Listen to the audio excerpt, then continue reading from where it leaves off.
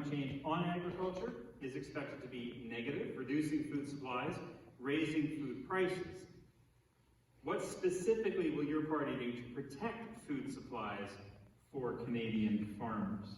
And we'll start with Mel Arnold, Conservative Party of Canada. Thank you, Chris.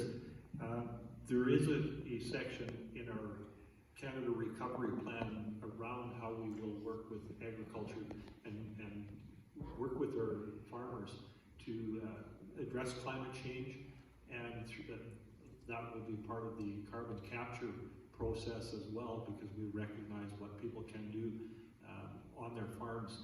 The agriculture industry is changing, certainly here in Canada. Whether Canada will become more agrable because of climate change, we have some extreme weather conditions here. It's debatable yet, I think, whether it could be negative or positive. It's certainly negative unless we're able to adapt. And that is another piece of our plan, is looking at adaptability in the future. How do we adjust to the floods that are taking place? How can we look at water storage better so that the water is there when we need it at the highest consumption times in the summer? It's a complicated process, but we're certainly committed to working with the agriculture sector on this. Thank you. Andrea Gunner, Green Party of Canada. Thank you, Chris. Where to start? I've only got a minute, so this is going to be really quick. There is tremendous opportunity to build organic matter. Since the Industrial Revolution, since the Second World War, we have been drawing down the organic matter in our soils. And the really great thing that's given me hope and why I'm running for the Green Party is that we have discovered, as part of the farming population, how to build soil, not just organic matter, but soil at the rate of almost 1 inch a year.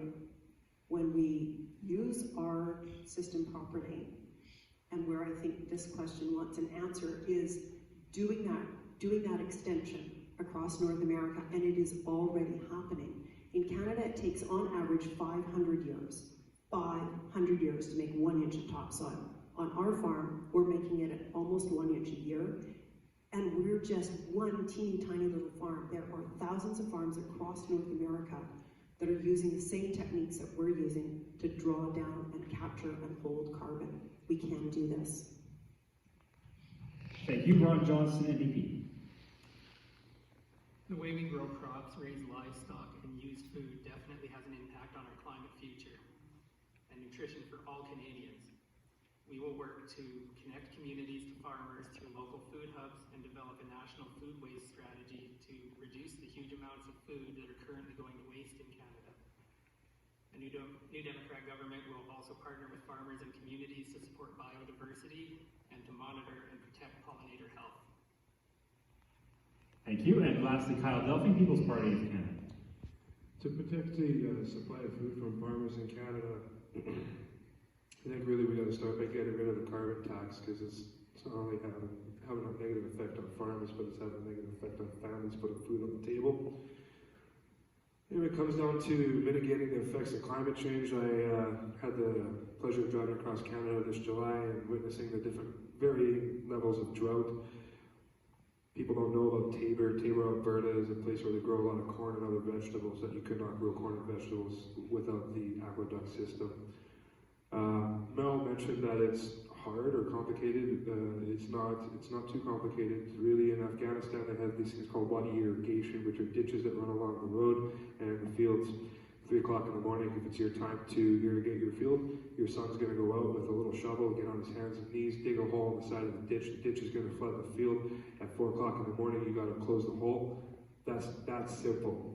We just need to, as humans, use our minds, our technology, and our engineering capabilities to mitigate for the effects of the, as CBC would call it, climate disasters. I would say climate change. It's cyclical, it's happening. But let's get on with life and fix what we need to fix to live.